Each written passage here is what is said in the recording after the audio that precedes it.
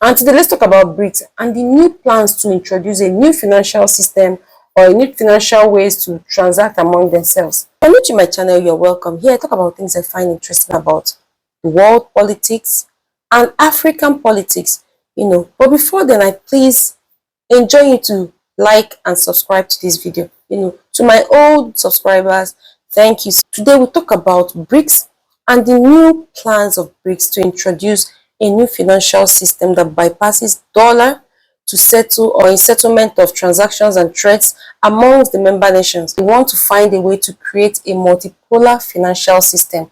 BRICS stands for Brazil, Russia, India, China, and South Africa. South Africa is the only African country that is one of the founding members of BRICS. So what is BRICS up to? So this is one of the best way BRICS is planning to balance up power financially. What are we saying? We know that for years, the United States dollar has been the king of global money for trading and other financial transactions around the world. In fact, up until 1945, after the Second World War, the US dollar has been in dominance as the only legal, in fact, internationally recognized legal tender amongst nations. So the question to ask is the BRICS alliance economies about to dethrone the United States dollars? The alliance has come out publicly to deny the plans to overthrow the United States dollars, while the US government has threatened to oppose the BRICS alliance plans of becoming financially independent from the United States dollars, warning that the US will impose a 100% tariff on any alliance or country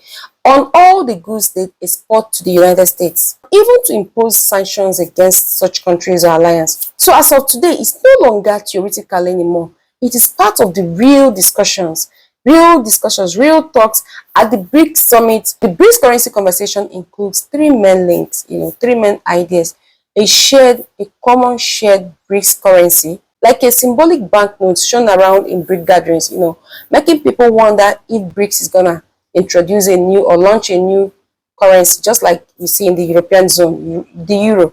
Another activity that is seen amongst the BRICS nations recently is the increasing use of their local currencies amongst the BRICS nations, to trade amongst themselves, amongst the BRICS nations. By passing the United States dollars, China and Russia now does intertrading amongst the two nations, amongst themselves, with their local currencies, China yuan and Russian rubles. Even India has begun purchasing Russian oil in Indian rupees. The BRICS alliance has introduced a new initiative, called the BRICS Pay, or the blockchain platform, with the aim of allowing them, creating an infrastructure that allows them to bypass the Western system in order to trade or to be able to trade amongst themselves, to settle trades amongst themselves, bypassing the Western system. So the idea of the dollarization amongst the BRICS countries is in full force because it's a kind of shifting away from the United States dollars in global finance, especially for international trade settlement,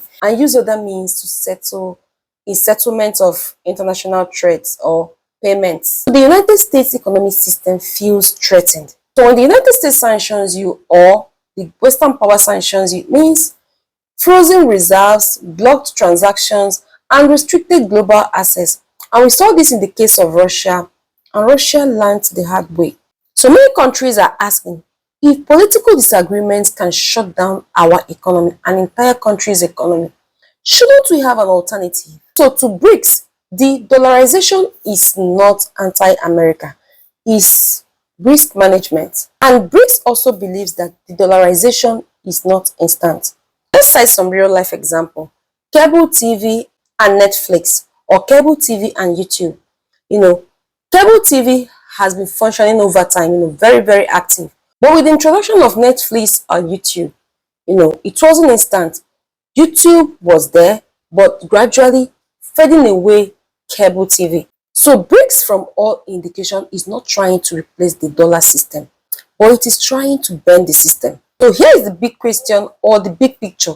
Is the world gradually moving to a future where the United States dollar will not be the only option available? So absolutely, we are witnessing from all indication the birth of a multipolar financial world or system where financial power is spread and not concentrated. Power shift does not happen loudly sometimes. They happen gradually but steadily. So if you watch up to this moment, Thank you for staying tuned, and please, I enjoy you to like and subscribe, because on this channel I talk about things I find interesting about or I find interesting about world politics and how Africa can benefit from it. So in the next video, we'll talk about how Africa can tap into the current multipolar world system that is changing for the benefit of Africa. Thank you, and see you on the next one.